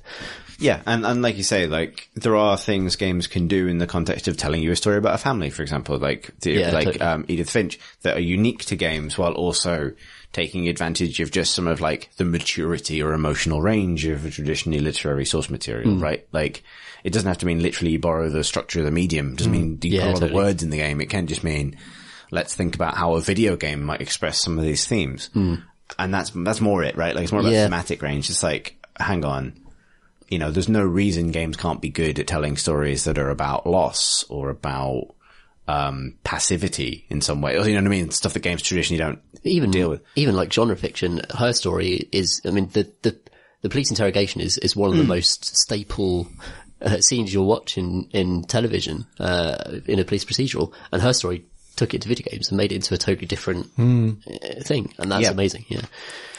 Yes, exactly. I think, on a similar vein, and a similar kind of scope, Stories Untold is a good example of this, where it's highly inspired by, kind of, traditional, or it's not traditional, like sort of 20th century British hard sci-fi, right? There's a little bit of, Quatermass Experiment, there's some M. John Harrison, there's all this sort of stuff, it's very tactile in it, but it's definitely a video game experience. It's all about chunky interfaces and touching things and kind of like rifling through papers yourself and using devices yourself. In order to tell that story. So that I think is a very successful kind of like adaptation. Also, specifically, it's not, advertising that about itself. Like, I think I said this at the time, but I've always thought it was really weird that game leaned so hard on, presenting itself as being a bit like, Stranger Things, when actually that's its like least prominent influence, or even the stuff that influenced Stranger Things. So like Stephen King is its least prominent influence compared to some of the other things it's drawing on. But that was a marketing thing, right? Like, that wasn't in the fabric of the game itself, which, like, yeah, because I have to admit, when I asked, like, when I said Thomas about the Beckett thing, I was kind of joking, right? Like, I didn't expect that it would literally be That could be good though. Yeah. Yeah, exactly. It's an infinite runner. You've got to escape. Fleeing the kingly justice. No, it's a very realistic rendition of Thomas Beckett's Canterbury. Like Kingdom Come Deliverance, but you're Thomas Beckett. I'd play that. I would actually play that. I'd play the shit out of that. That'd be amazing. Yeah. And to be fair, Kingdom Come Deliverance is actually a fairly good name for that game. Deliver us from the Kingdom. the bad dudes. Yeah.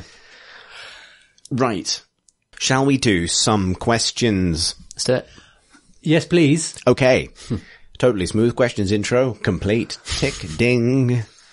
First up, and a very appropriate question it is, comes from Kane, who writes, Dear Cask and Oaken Barrel, after the remarkable conclusion of Notorious B.O.P., which was a recent Alex special. Oh, that was a good one.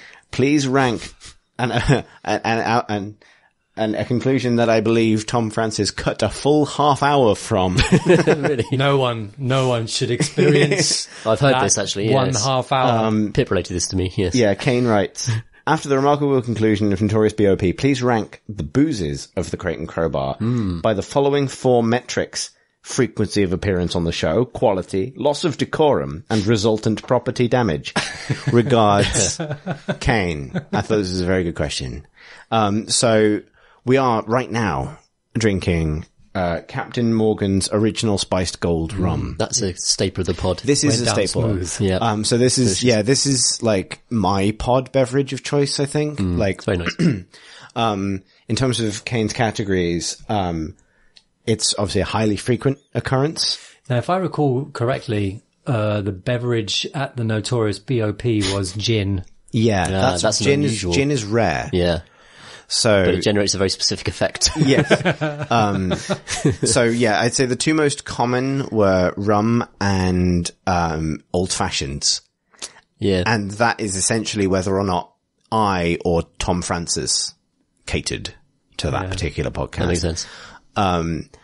I wouldn't necessarily be able to draw a line between them in terms of, so old fashions are greater quality than rum. However, I do have a bit of both a sweet tooth and, if this is a thing, a booze tooth. And so I do like rum. Do you remember the beverage for Bunvarcheg? I don't. So who else was on that pod? I think it was Tom. That might have been an old fashions pod. So, and then there's, loss of decorum and resultant property damage. So actually I would put, Captain Morgan's and actually indeed probably old fashions, depending on quantity, are in the middle of our loss of decorum thing. Like this gets us to like a decent place of loss of decorum without going like full. Yeah. The sugar content keeps the energy up as well. It's perky. Helps. Yeah, exactly. Perky but dumb is the kind of where I'd like to end. And there's very little property damage. Property damage. Good. So yes, so I think the emotions have worked through in audio. These are our By the end, standard. come out, stagger out, kind of spent. Welcome to the Crate and Crowbar. Please keep coming back. Well, I think the greatest amount of property damage was when Marsh broke Tom's laptop. Oh yeah. Oh yeah, I wasn't there for that. That was, I think... That's a water spill, was it? That was a water spill. That was a post-pod. Yeah, there was a post-pod thing, but it was still like... It was a blundered thing. Yeah. Yeah. What was the booze there? I think that was just like a clumsy... That was recorded at Tom's house, so that was almost certainly Probably old-fashioned. If it's not clear, Tom really likes old-fashions. So, actually no, maybe... I don't want to put this on a reader, but that was years ago now, and a reader did send us a really good bottle of Canadian whiskey. I remember that one. That may have been that episode. Now you're going to get loads of kind of gifts coming in, hoping to Oh well. reclaim the magic. How awful. But I would say that I'd say that like a sugary spirit of some kind, because obviously there's loads in, like, that's our kind of middle level. I think beer and wine mellows us out quite a lot. Yeah. So yeah, it's almost better to just have some coffee instead. Yeah, I think beer and wine are too mellow, generally. We can tell when it's a beer and wine pod. Like, beer and wine pod is like, you end up very sensible. sort of like quite sensible, but like quite sleepy by the end of it. We don't do loads of wine pods, more beer. Like, but that said, like Minis Monthly is traditionally a beer pod. That's a beer pod, that's true. That's, how is this our lives? I don't know. How did it come to this? Okay. So Kane's email was, like maybe he's revealed some home truths here that I wasn't ready to kind of, I drink a lot. I would say that I drink a lot. There's, I'd say that, Clear Spirits gin, we haven't really had any vodka pods. Not But one, I don't think. like those are, that's when it gets messy. Those are the silly pods, right? You get into that late, traditionally, particularly very early episodes of the Crate and Crowbar, occasionally you would have an accidental double catering situation where we had 2 bottles of something. You can tell which ones those are. R.I.P. Those are not hard to find. No Sambuca pods yet. Norwell. No, flaming Sambukis. No, we haven't had like the Jaeger bomb, pod. Yet. No. Like, well, we used to joke that, when we were doing the PC Gamer podcast, we used to joke about doing, PC Gamer Nights, which would be the PC Gamer podcast where we drank, which is this, which we've now been doing for the greater part of almost 5 years. So Crate and Crowbar Nights, or PC Gamer Nights, or PC Gamer Nights into Dreams is, the full, like, kind of, vodka, Red Bull, Jaeger bomb, way, I love you, Deus Ex, kind of 2 a.m. pod. We haven't got one there needs yet. to hear that.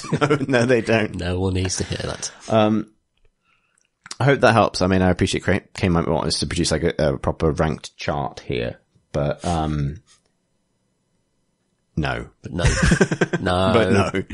Our next question comes, from, I'm gonna spring this one on you guys. I haven't shown the guys these questions, so you're gonna have to do this off the top of your head and I'm gonna see how well you do. Lachlan writes, Hi Crate and Crowbar, I apologize if this is too technical, but I'd love to know what sort of gaming setup do you have at home? I have an i5, 16GB RAM, an Nvidia 970, a few SSDs and mechanical drives, 27-inch 1080p and a Logitech mechanical keyboard.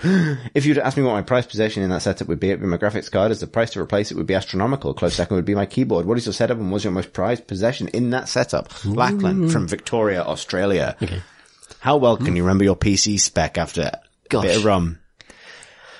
Oh, so I've got an i5, I've got a GTX 970, I've got, I think, like 4 gigs of RAM on that, and also I've got a Logitech mouse. I've fucking loved the Logitech G Series mice, my favourite design, and I've got a mechanical keyboard, which is, I can't remember what it is, it might be a Logitech as well. It's basically a no frills one, it's just, there's nothing around the edges, no lights on it.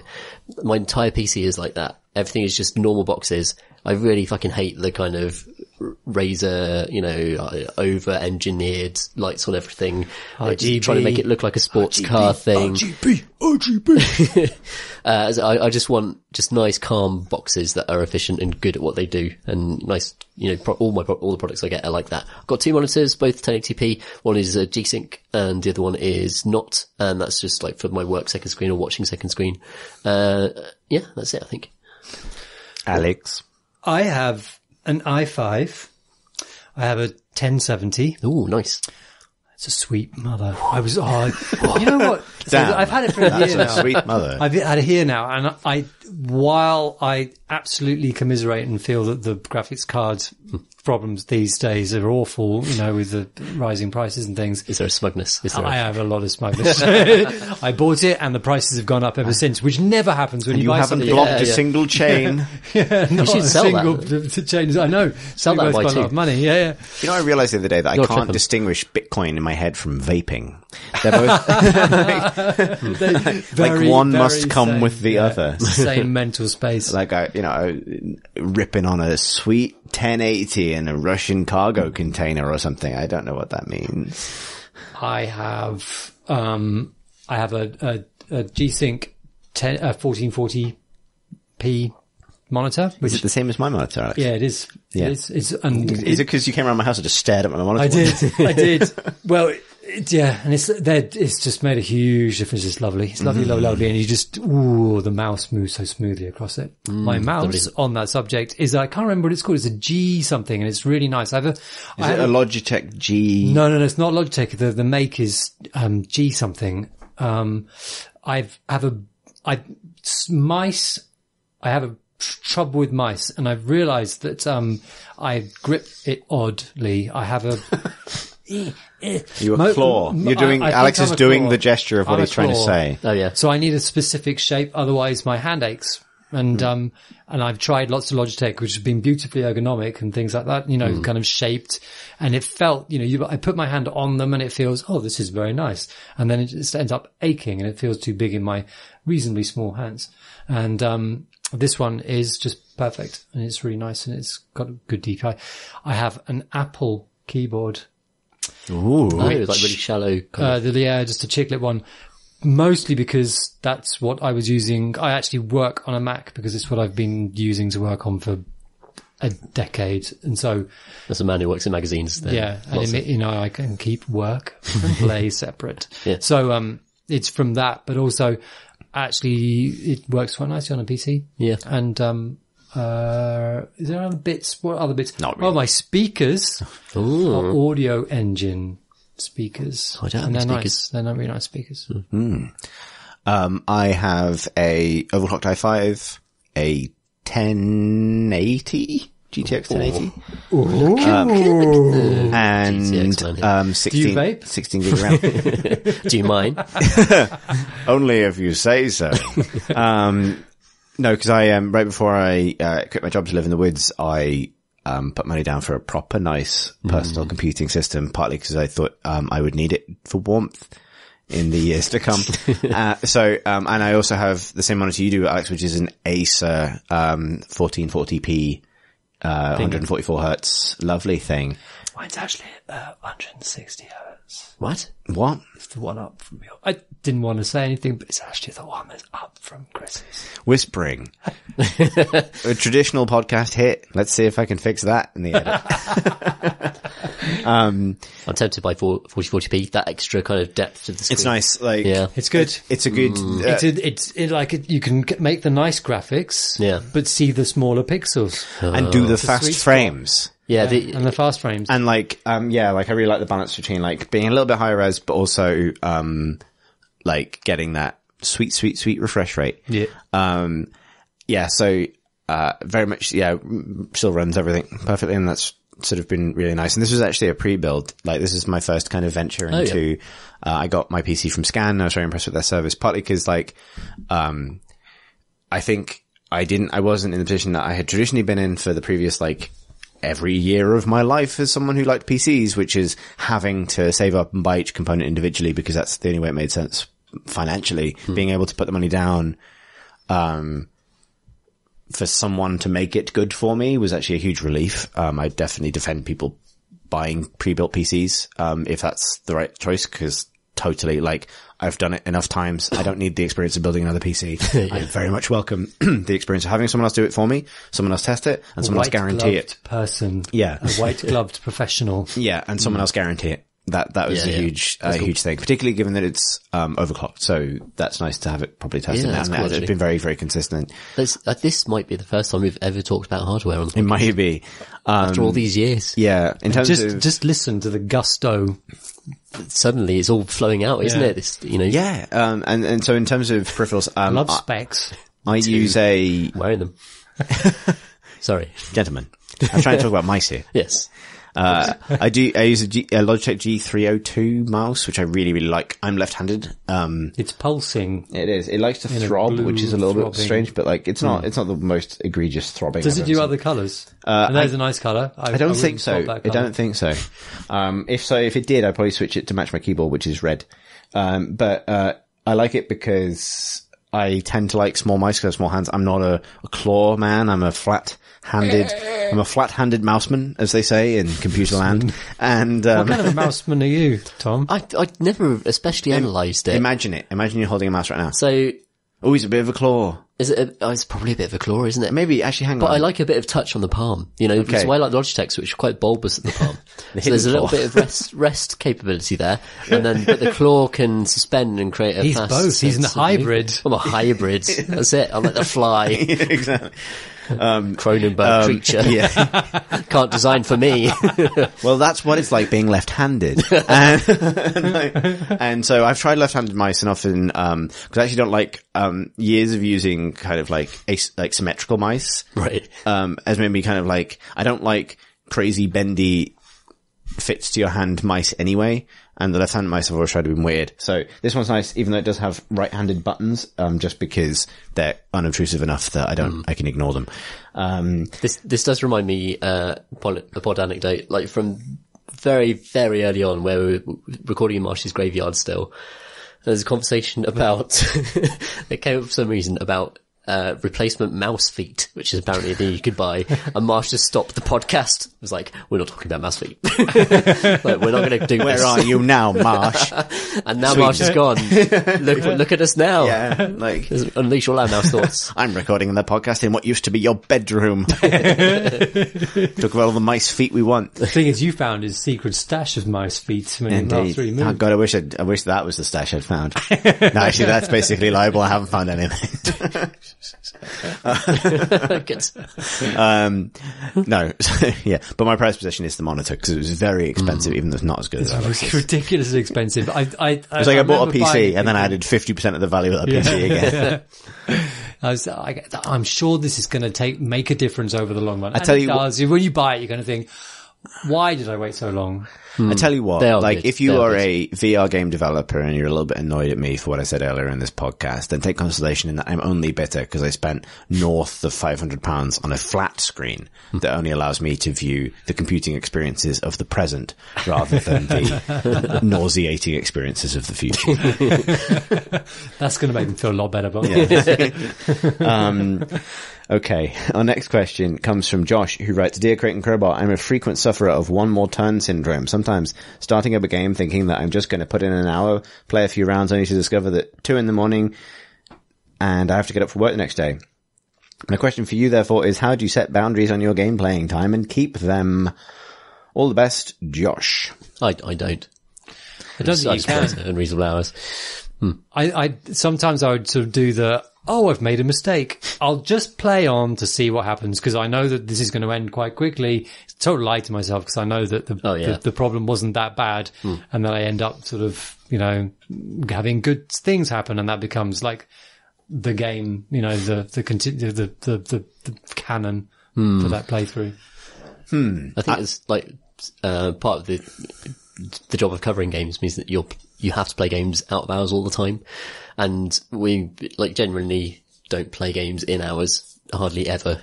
And so actually you do have to this is an Owen phrase, poop sock, games to actually get into them.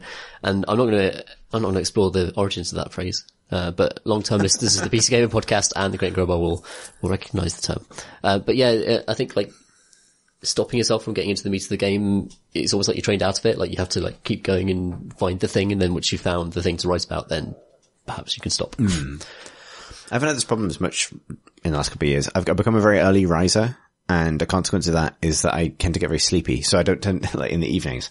So I don't tend to be the sort of person that it's been a long time since a game has taken me, kept me up till really late. Actually, it's not a super long time because Subnautica did this. I got really into Subnautica one weekend.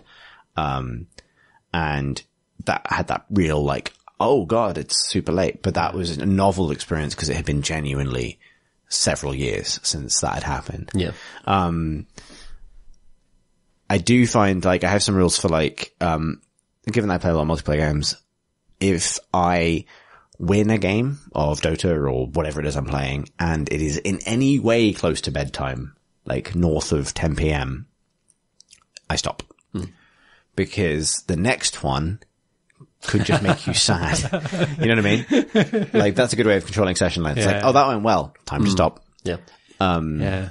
That's very healthy. Yeah. And I feel the same way about I do get drawn into Total Wars for big chunks of weekend at a time. And I like to sort of, in those cases, actually slightly different. I like to wait till like a really big setback.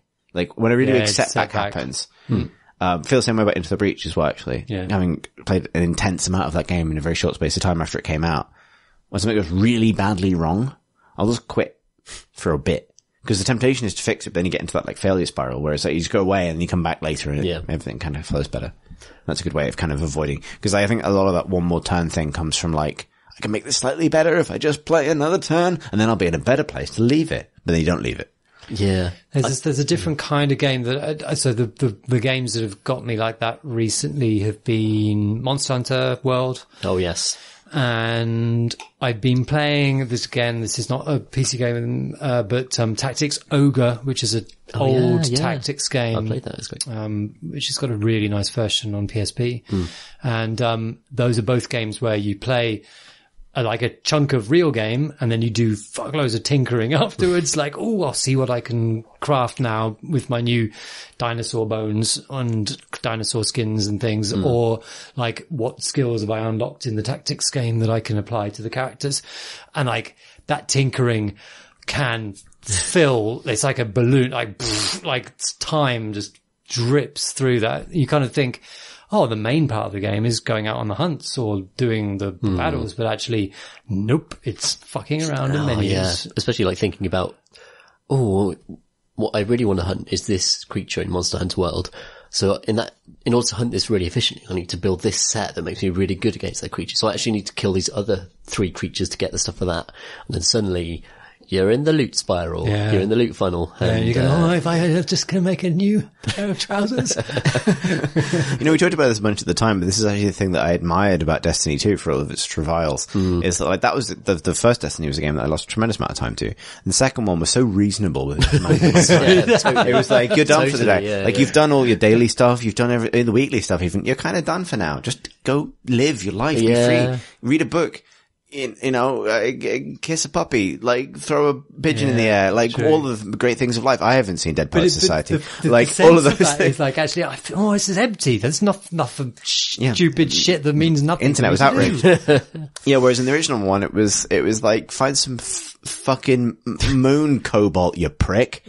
You could be finding go on a patrol, spend ages running around doing shitty things. Whereas, and like, I respected it for that tremendously because it let me stop. Yeah. I didn't though. I'd still kind of piddle about. Yeah. And it's been rightly dragged over the coals for its unsatisfactory piddling.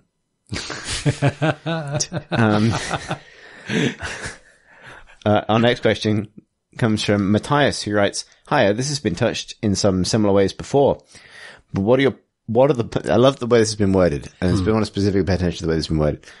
What are the personal ramifications of having played so many different games in your life compared to almost anyone who's not been a gaming journalist or critic?" Cheers, Matthias. I just want to run that again. The personal ramifications of having played so many games in your life compared to almost anyone who's not been a gaming journalist. I don't think that's entirely fair. I think a lot of people play a lot of games. It's just that we're monetizing it. Exactly. For personal gain. We've become withered and cynical and hate games and everything about them. No, that's not true. It's not true at all. But I think a lot of people play games a lot more, like a lot of people can pour more hours into games, but they often pour them into like one game. Whereas I think in our profession, we tend to have to move around games a lot. Yeah. You have to be able to, like, you touched on it earlier, you have to be able to, it's a consequence of having to train yourself to figure out the story of a game, whether that's something that happens to you in the game, whether that's something about the production of the game, whether that's something critically wrong or right about the game. An angle on it, basically. Very quickly. What is the angle? Very, very, very quickly. And, slightly behind the curtain things, but that's probably one of the reasons why quite a lot of times on this podcast, you'll hear one of us talk about a game that they have played for half an hour, but kind of figured that out somewhat. They got the angle and they went on something else. And that's not to say that games don't warrant further investigation or anything like that. It's just that you train yourself to get that thing about it. What's interesting about this? Because you've got to keep up. And like games outlets have very small teams, and there are more and more games than ever being released. So increasingly you're going to have to like encounter something, get an angle, and bosh it out basically. And I think like it's actually really hard to train yourself out of that. And I think one of the big casualties of this is open world games for me personally, because like I really find them interesting and I really want to get into them. And I remember like really, really enjoying Horizon Zero Dawn, but playing it basically to the point where I got it and then stopping because like obviously if I was reviewing it, I would finish it. That's, with any story-driven thing, that's the thing what you try and do. But if I was just playing enough of it so that I could have an opinion on it or contribute thoughts about how we might cover it or something like that, then I played the 10 hours that takes to get to that point with it. And it's really hard to push beyond that because I've hit the kind of professional, I can do work based on this now bar in my mind. And it's really hard to then get into the I'm doing this for entertainment mode. But it does hurt some games as well. Like, I'm covering Shroud of the Avatar this week and I'm embargoed on some specifics, but more broadly, I can say that like my first experiences with the game didn't give any hint of the things that were actually happening further within the game in terms of the user created stuff and the things that community were able to do in the game until I actually, experienced it with developers.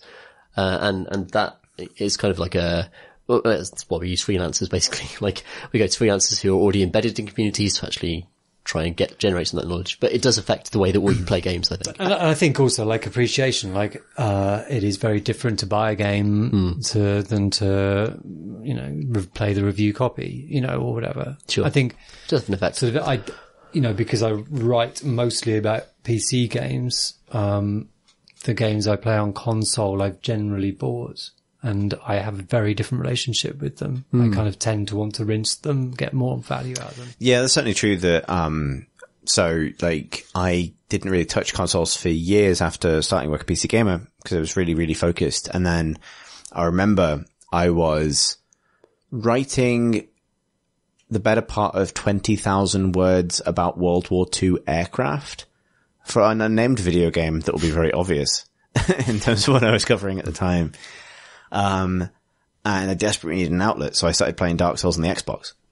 And I was like, I can go and play a game on the console downstairs, and it's suddenly fun again, because my PC has become a terrifying place of work, or like terrifying, but like draining place of work. And there's definitely a through line from there to me enjoying Destiny 1 so much, because it was this console game that I could escape to. I would say, as a kind of like, maybe to try and take a kind of learning from this, beyond simply like, because whenever we talk about like the specifics of being a games journalist or the travails of being a games journalist, like literally a red sign starts flashing in my mind that says some people are firemen. So that's a constant flashing light. Yes, exactly. Yeah. That's the other side of being a journalist, but but in terms of broader learning, I do think like, it's been really interesting. So, today, this isn't going to give anything away about the future of the game, but like Hackmad, the game that I work on and have been working on for almost a year now.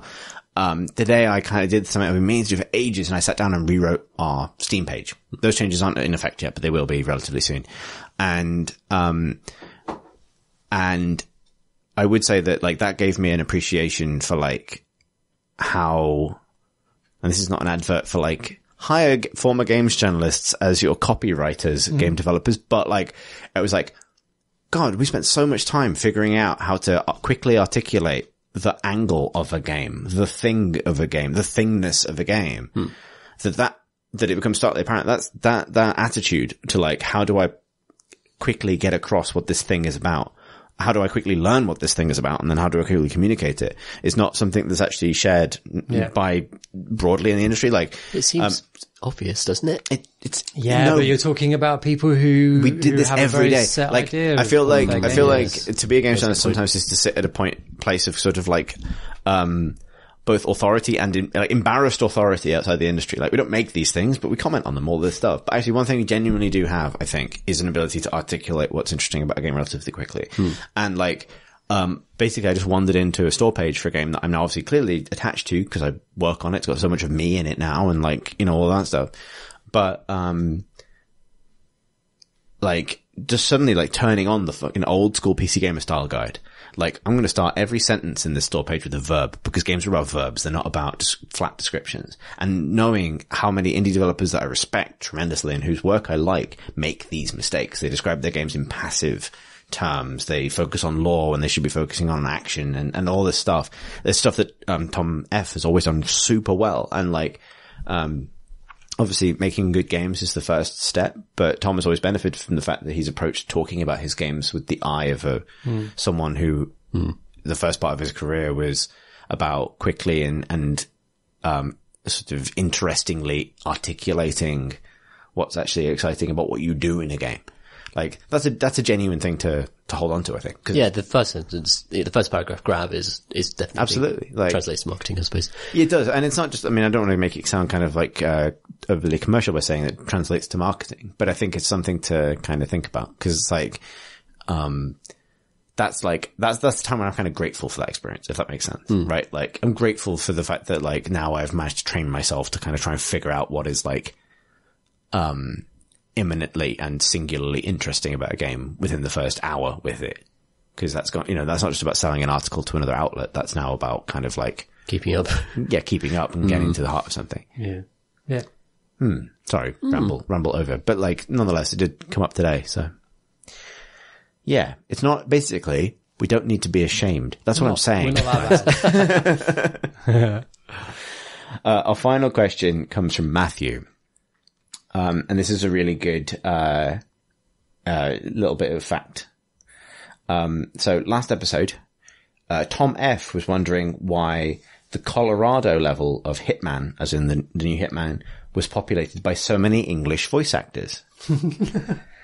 I may have the answer. I do know that level was outsourced by IO to Sumo Digital, creators of Snake Pass and Sonic Racing Transformed, who are based in Sheffield. No way. Yeah. So perhaps we are just fortunate that all those Midwestern terrorists don't sound like Sean Bean. To make this a question, Matt writes, are there any studios or developers you would like to see make a Hitman level? And if so, where should the level be set? That's a good question. All the best, Matt. Oh god, that's such a good question for so late in the pod. Do you want some more rum? Yeah, okay. That might help me formulate some ideas. Alex, you got your thinking face on. The thing is, I'd love to. Yeah, I'm trying to pour rum and keep this going at the same time. It is a very good question, and Matt will be definitely pleased. Well, that keep saying how good it is. Brendan Chung, since we were talking about earlier, Brendan Chung in yes.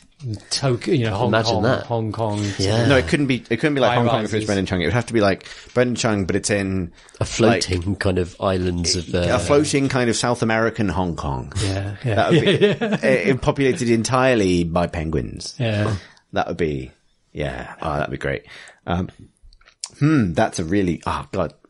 That's a spicy question. That's a spicy. So I was thinking of where's the most mundane place that I know a developer is set up and for Hitman level to be set there?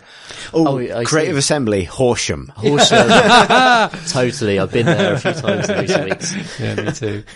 We've all spent a lot of time in Horsham. And exclusively because Creative Assembly is there. It's a very British, place in the sense that it's a very small town. Yeah.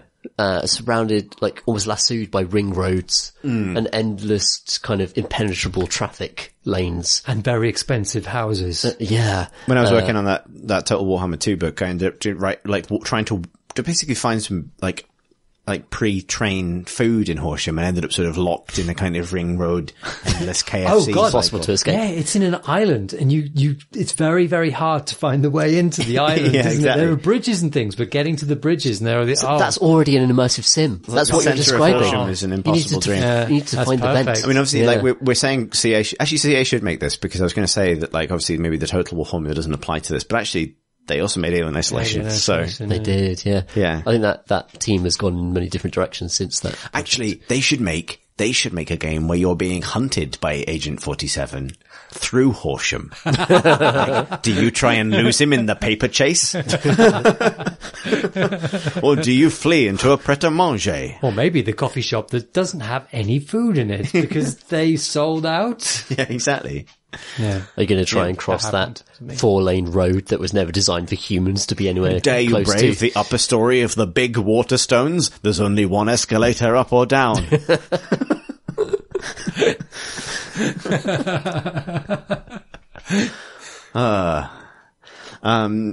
Let's think. There aren't many developers creating that type of experience at all. Like, I mean, it'd be tempting to put the developers of Deus Ex, like Mankind Divided, and into... there are also kind of untested ones, like sort of, Otherworld, the people who bind New System Shock and... So Arcane is an obvious choice for this as Arcane's a good choice, obviously. Yeah, it is obvious, yeah. Eidos Montreal, Anyone who done a Deus. anyone's done a Deus. Nintendo? Ooh. Like Super Mario Odyssey of Hitman. I'm absolutely in love with... Platinum. Yeah, no, Agent 47 in New Donk City. Yeah, there you go, that's perfect. Yeah. Is it? Or does it make Probably, no sense? No, it probably isn't. Platinum, where he's just sort of slashing with a great big sword. What, where? Tokyo. Sure. Fine. Fine. Ooh. Hang on. Someone else keep talking. I've got half of a thing. We've got some dead air here. This is how good the question is. Yeah, I've got... That's the thing, isn't it? This will get cut out. Dead air making. No, it's fine. I'm not getting anything. Okay. I'm done with cutting This is stuff. all real. After that half hour, nobody must know what happened. People know I don't cut stuff from this, because if I did, I'd cut every time I say sort of. I thought you had an algorithm for that. No, Facebook has an algorithm for that. I was going to say I'd really like Ninja Theory to do a Hitman level, but the only It would have place so many feelings in it. the only place it could be set would be inside Agent 47's childhood. He's hunting himself. And aren't we all? And that's all let me think. Oh, we must have a good question. This is such a good question. We've We must done, have a good answer. we've done that thing where we've provided like several 6 out of 10 answers to this question. Yeah. Let's have a think. What's a place and who are a developer? Those are the two primary We have to considerations. this. No, people enjoy a bit of car crash. Let's think, everybody. What would Rockstar do with that? Yeah, I did think about Rockstar. I want to see Double Fine do a kind of Psychonauts-esque take on a Hitman level, in which Interesting. It is a mental space, but it also has all of that kind of imagery, the exaggerated imagery that comes with that mental space that reflects the paranoia or, concerns the individual you're going into and heisting, but with Hitman mechanics. Do you know where I'd like to have one set? Right. On the Grand Canyon. There are those places on the Grand Canyon where they have walkways with sort of glass floor. Oh, yeah. And you have to put a pair of funny little sort of overshoes on. And so you shuffle out over this floor with this sort of unending drop beneath you. And you can I'd like to do that. And then you've got nice rock formations to do Hitman-y things in, and you've got places to kill them in crevasses. So you could sabotage the shoes or sabotage the bridge. Actually, I've got one, right? How about the Chinese room make a Hitman level out of either Everyone's Gone to the Rapture or Dear Esther, except the target is another player currently playing those games in their normal form. That makes you think. It's like a Dark Souls invasion. Yes, like a Dark Souls invasion. So, in all those games where people are like, oh, this would be terrifying if somebody was hunting me, you're playing Dear Esther, you're experiencing the emotional narrative, you're enjoying the quality of the acting and the staging and the directing and the beautiful music, but you're also being stalked by a bald man. I'd love this in Alien Isolation, a game that is basically Exactly. mostly vents already. It's already got scary bald men. Yeah, exactly. But then a different scary bald man pops out of a vent. Exactly. With a player username over his head and stabs you. Yeah, exactly. Maybe From Software to do this in Dark Souls. This is a mod waiting to So we've happen, got I think, more than anything. Hebrides and Shropshire. the Chinese room. Yes, exactly, yeah. Yes. Thank God we're done.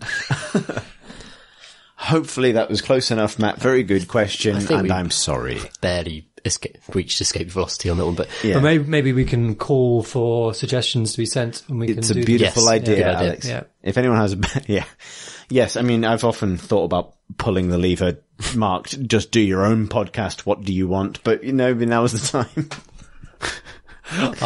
after they've experienced 5 minutes of dead air. It's really up and arms. Honestly, it feels longer than it actually is while it's happening. Let's hope. Jesus Christ. So that's all the podcast we've got time for, thank God. If you'd like to send us a question for a future episode of the podcast, you can do so by emailing us questions at crateandcrowbar.com. You can also, and probably should, hang out with our excellent community on Discord. You can find the link for that on our website, crateandcrowbar.com. We have a YouTube channel, youtube.com/crateandcrowbar, where you'll find all of our various podcasts and podcast spin-offs. Indeed, our Bloodborne playthrough, which will hopefully return soon. Tom, we should talk about that. Yes. And also, this episode of the podcast is supported by our Patreon backers, each of whom is appreciated individually very much. If you'd like to find out more about our Patreon, you can find out that thing that I mentioned just then at patreon.com/Crate and Crowbar. Finally, if you would like to follow us around as individuals, Facebook, you can, I am on Twitter at CThurston, although I don't use it much. CThurston at twitter.com. What fuck am I talking about, Tom? On Twitter, I'm at PCG Ludo, which is Ludo. Alex? At rotational. It's the word rotational, because I never always get the spelling wrong. Yeah. And also, I forgot to say that we are collectively at Crate and Crowbar. That's probably the most important one, That's really. one. Good job, me. Anyway, that's it. Bye. Bye. Thanks for listening, everybody.